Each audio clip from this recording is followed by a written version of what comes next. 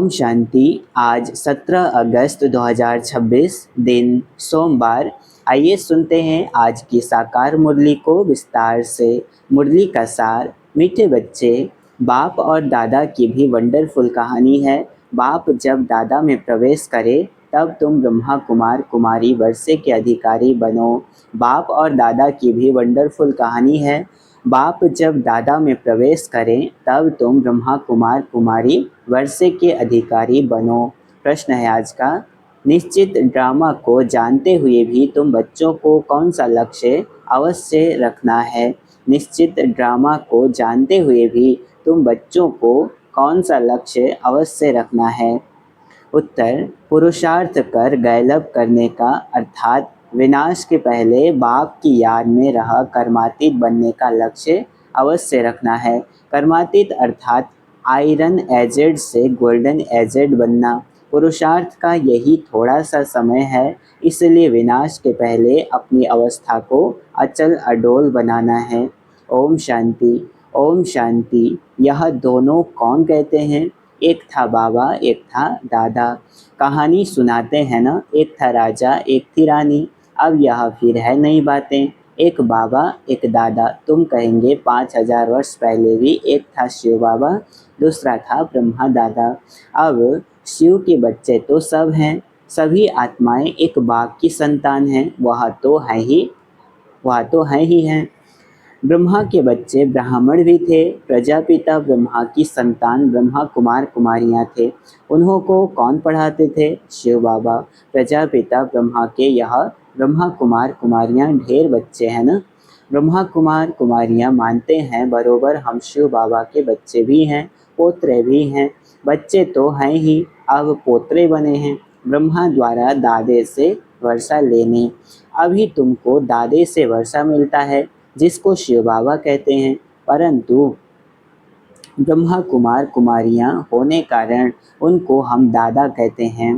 वर्षा दादे का है, ब्रह्मा दादा का नहीं। ब्रह्मा दादा का नहीं।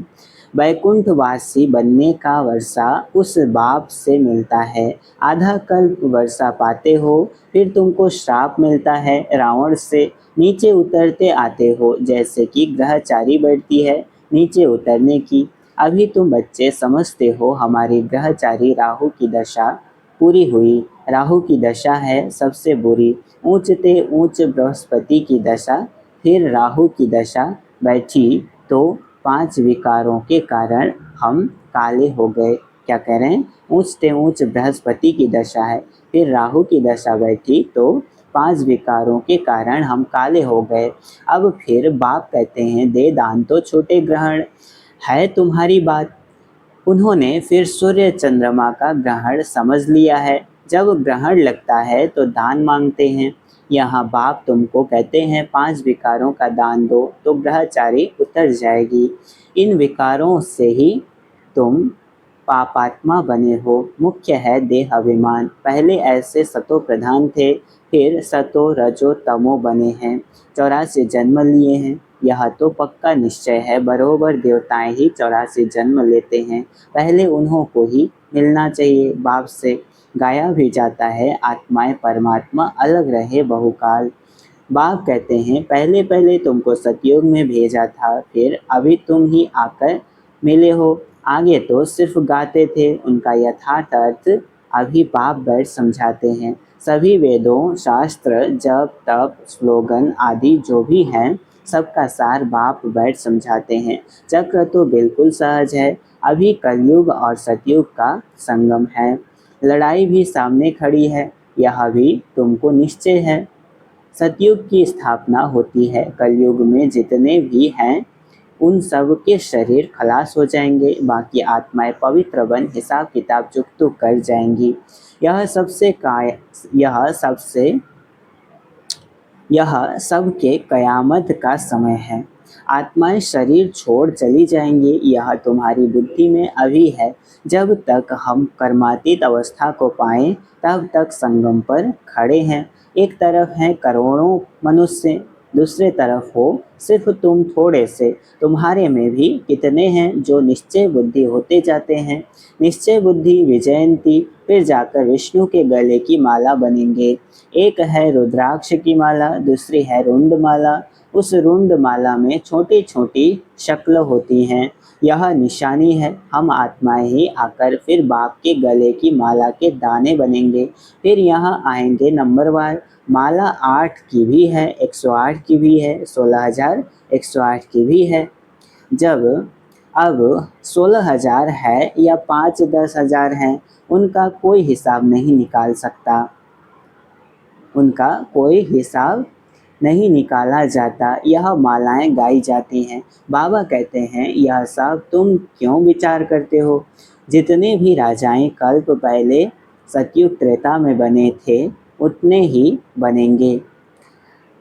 जितने भी राजाएं सतयुग कल्प पहले सतयुग त्रेता में बने थे उतने ही बनेंगे। 100 बने या 2-300 बने, यह पूछना नहीं है। बाप कहते हैं, तुम जितना नज़दीक आते जाएंगे तो यह सब समझ जाएंगे।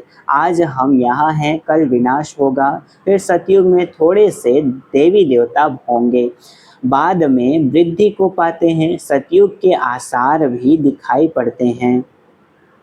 बाकी लाखों जाकर रहेंगे, फिर लाख रहें व 9 लाख 9-10 लाख रहें, एक्यूरेट नहीं कह सकते। हाँ, तुम जब एक्यूरेट संपूर्ण बनने के लायक बनेंगे तब तुमको और जास्ती साक्षात्कार हो जाएगा।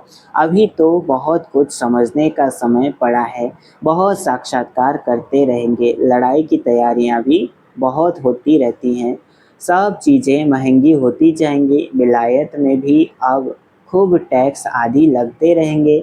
बहुत बहुत महंगाई होकर फिर एकदम सस्ताई हो जाएगी। सतयुग में कोई चीज़ पर खर्चा नहीं होगा, सब खानियाँ आदि भरपूर हो जाएंगी। नई दुनिया में वैभव बहुत होते हैं। लक्ष्मी नारायण के पास बहुत वैभव थे न। श्रीनाथ द्वारे में मूर्तियों के आगे भी कितने वैभवों का भोग लगाते हैं। वहाँ बहुत माल बनाते हैं और खाते रहते हैं। कहेंगे हम देवताओं को भोग चढ़ाते हैं, कहेंगे देवताओं को भोग नहीं लगाएंगे तो वह नाराज हो जाएंगे। अब इसमें नाराज होने की तो बात ही नहीं, तुम कोई पर नाराज नहीं होते हो, जानते हो ड्रामा अनुसार यह विनाश होना ही है, कलयुग से बदल कर सतयुग होना। हम ड्रामा को समझते हैं कि ड्रामा अनुसार अभी नया चक्र शुरू होना है। तुम भी ड्रामा के वश हो, ड्रामा अनुसार बाप भी आया हुआ है। ड्रामा में 1 मिनट भी नीचे ऊपर नहीं हो सकता है। जैसे बाबा आया तुमने देखा, कल्प बाद भी हूबहू ऐसा होगा। शास्त्रों में तो कल्प की आयु लंबी लिख दी है। अभी तुम बच्चों की बुद्धि में है, बरोबर विनाश सामने खड़ा है। अभी तुम डेवलप कर रहे हो, जानते हो बाप को याद कर हमको कर्मातीत अवस्था को जरूर पाना है, अर्थात आयरन एज से गोल्डन एज बनना है। अभी अगर पुरुषार्थ नहीं करेंगे तो पद भ्रष्ट हो जाएगा।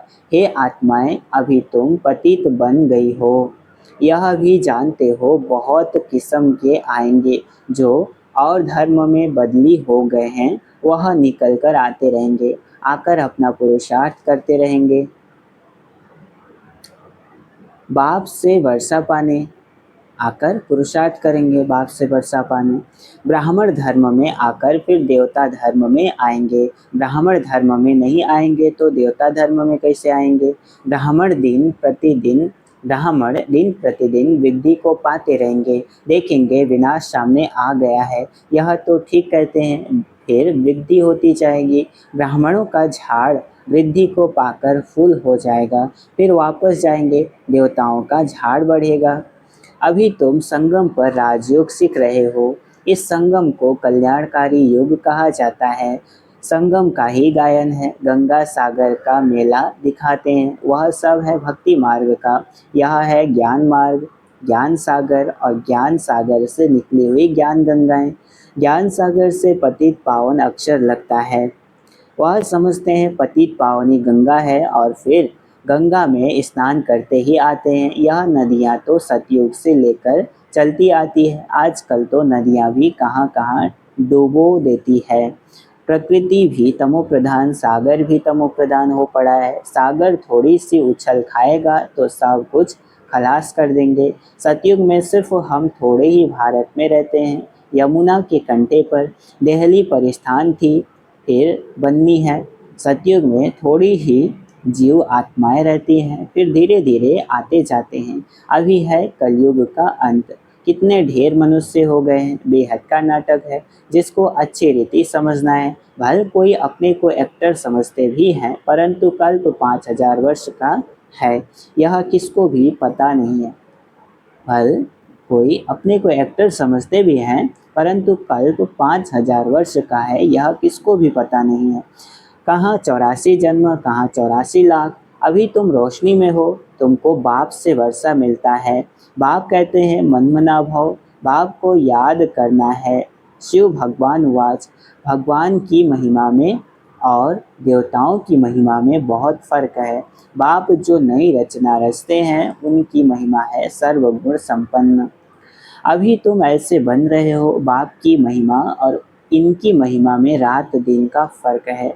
यह राजयोग है ना, यह राजयोग है ना। गाया भी जाता है भगवान राजयोग सिखलाते हैं, वह है निराकार। तो जरूर निराकार से साकार में आना पड़े। भगवान की इतनी महिमा है तो जरूर आना पड़े। उनका जन्म दिव्य अलौकिक है, और जिसका दिव्य जन्म नहीं गाया जाता, क्या कह रहे हैं, उनका जन्म दिव्य और अलौकिक है। और किसका दिव्य जन्म नहीं गाया जाता सिवाय शिव के। यह भी बच्चों को समझाया है। एक होता है लौकिक बाप, दूसरा है पारलौकिक बाप, जिसको ही भगवान कहा याद करते हैं, और तीसरा है अलौकिक बाप, यह फिर वंडरफुल बाप है। जब पारलौकिक बाप बच्चों को अडॉप्ट करते हैं तो बीच में यह अलौकिक आ जाता है। प्रजापिता ब्रह्मा के कितने ढेर बच्चे हैं, शिव बाबा आकर ब्रह्मा द्वारा तुमको अपना बनाते हैं। कितने ब्रह्मा कुमार कुमारियां बनते हैं। अलौकिक बाप को तो करके 8-10 बच्चे होंगे। अच्छा, शिव बाबा भी हैं पारलौकिक बाप, उनके तो अनेक बच्चे हैं। सभी आत्माएं कहती हैं हम सब ब्रदर्स हैं। अब इस संगम पर फिर अलौकिक बाप मिलता है। यह ज्ञान तुमको वहाँ नहीं रहेगा। प्रजापिता ब्रह्मा बाप मिलता ही तब है जबकि बाप आकर नई सृष्टि रचते हैं। तो यह अलौकिक जन्म हुआ ना, इनको कोई समझ नहीं सकते। वह लौकिक, वह पारलौकिक, और यह है संगम युगी अलौकिक बाप। लौकिक बाप तो सतयुग से लेकर होते आए हैं। पारलौकिक बाप को वहाँ कोई याद नहीं करते। वहाँ होता ही है एक बाप। हे भगवान, हे परमात्मा कहकर याद नहीं करते हैं। फिर द्वापर में जब भक्ति मार्ग शुरू होता है तो बाप 2 होते हैं। संगम पर हैं 3 बाप। प्रजापिता ब्रह्मा भी अभी मिलता है। अभी तुम उनके बने हो, जानते हो यह अलौकिक बाप है। अभी तुम इन बातों को अच्छी रीति जानते हो और याद करते हो। अपने को आत्मा समझ बाप को याद करो। सतयुग में याद करने की दरकार ही नहीं। दुख में पारलौकिक बाप का सब सिमरण करते हैं, यह तो बिल्कुल सहज बात है। सतयुग त्रेता में एक बाप होता है, द्वापर में 2 बाप होते हैं। इस समय तुम अलौकिक बाप के बच्चे बने हो, जिस द्वारा तुम वर्षा लेते हो। तुम बच्चे ही ब्राह्मण बनते हो, जो फिर देवता बनेंगे। विनाश भी तुम्हारे को ही देखना है। जो तुम इन आँखों से देखेंगे, बॉम्ब्स छोड़ेंगे। मनुष्य तो मरेंगे ना। जापान में भी बॉम्ब्स छोड़ा, देखा ना कैसे मनुष्य मरे। अब यहाँ लड़ाइयाँ लगती रहती है। खुद भी कहते हैं हम तंग होते जाते हैं। 10-10 वर्ष तक भी लड़ाई चलती रहती है। बॉम्ब्स में तो चपटी में यानी सेकंड में सब खलास हो जाएगा। चिंगारी लगती है तो शहर नष्ट हो जाते हैं। यह तो बॉम्ब्स हैं, आग भी लगनी है। तुम बच्चे जानते हो बाप आए ही हैं स्थापना और विनाश कराने, तो जरूर यह सब होगा। पुरुषार्थ करने का अभी समय है। माया घड़ी घड़ी तुम्हारा बुद्धि योग तोड़ देती है। अर्जुन, तुम अडोल स्थिर कहाँ बने हो। कहते हैं बाबा माया के तूफान बहुत आते हैं, कोई तो सारे दिन में घंटा आधा भी याद नहीं करते हैं। बाप कहते हैं तुम कर्मयोगी हो, 8 घंटा तो यह सेवा करेंगे, 8 घंटा याद कर सको, इतना इतना पुरुषार्थ करना है। याद करते रहने से विकर्म विनाश होते जाएंगे। इसको ही योग अग्नि कहा जाता है। यह है मेहनत। गृहस्थ व्यवहार में रहते हुए सिर्फ याद करना है। यह भी बाबा बतलाते हैं कि जिन्होंने गृहस्थ छोड़ा है, बच्चे बने हैं, वह भी इतना याद नहीं करते हैं। घर में रहने वाले और ही जास्ते याद करते हैं। अर्जुन और भील का भी मिसाल देते हैं ना। अर्जुन और भील का भी मिसाल देते हैं ना। मेहनत है बाघ को याद करना और चक्र को समझना। महाभारत लड़ाई भी जरूर लगेगी, सतयुग में थोड़े ही लगेगी। तो तुम बच्चों को अंधों की लाठी भी बनना है। सबको रास्ता बताना है कि बाप को याद करो, चक्र को याद करो, स्वदर्शन चक्रधारी बनो। अच्छा, मीठे मीठे शिकलधे बच्चों प्रति माता पिता बाप दादा का याद प्यार और गुड मॉर्निंग। रूहानी बाप की रूहानी बच्चों को नमस्ते। हम रूहानी बच्चों की रूहानी माता पिता बाप दादा को याद प्यार और गुड मॉर्निंग। नमस्ते नमस्ते नमस्ते। शुक्रिया बाबा, शुक्रिया। धारणा के लिए मुख्य सार। पहला पॉइंट है, कम से कम 8 घंटा याद में रहने का पुरुषार्थ करना है। अपनी अवस्था अचल अडोल रखने के लिए याद का अभ्यास बढ़ाना है, गफलत नहीं करनी है। दूसरा, यह ड्रामा बिल्कुल एक्यूरेट बना हुआ है, इसलिए किसी पर भी नाराज नहीं होना है, निश्चय बुद्धि बनना है। वरदान आज का, तोड़ना, मोड़ना और जोड़ना, इन 3 शब्दों की स्मृति द्वारा सदा विजयी भाव। क्या कह रहे हैं? तोड़ना, मोड़ना और जोड़ना, इन 3 शब्दों की स्मृति द्वारा सदा विजयी भाव। स्पष्टीकरण है, सारी पढ़ाई और शिक्षाओं का सार यह 3 शब्द है। पहला, कर्म बंधन तोड़ने हैं। दूसरा, अपने संस्कार स्वभाव को मोड़ना है। और तीसरा, एक बाप से सर्व संबंध जोड़ने हैं। ये तीन शब्द क्या करना है? संपूर्ण विजयी बना देंगे। ये 3 शब्द याद रखने हैं, संपूर्ण विजयी बना देंगे। इसके लिए सदा यही स्मृति रहे कि जो भी इन नयनों से विनाशी चीजें देखते हैं वह सब विनाश हुई पड़ी है। उन्हें देखते भी अपने नए संबंध, नई सृष्टि को देखते रहो तो कभी हार हो नहीं सकती। स्लोगन है, योगी की निशानी है सदा क्लीन और क्लियर। योगी की निशानी है सदा क्लीन और क्लियर। यह अव्यक्त इशारे अपवित्रता के बीज को भी समाप्त कर संपूर्ण स्वच्छ पवित्र बनो। अगर ब्राह्मण जीवन में संकल्प में भी अपवित्रता व अमर्यादा आ जाती है तो तख्त नशीन की बजाय गिरती कला में अर्थात नीचे आ जाते हो। और कोई विकर्म नहीं हुआ लेकिन व्यर्थ कर्म भी हुआ तो पश्चाताप के बजाय महसूसता की स्टेज होती है।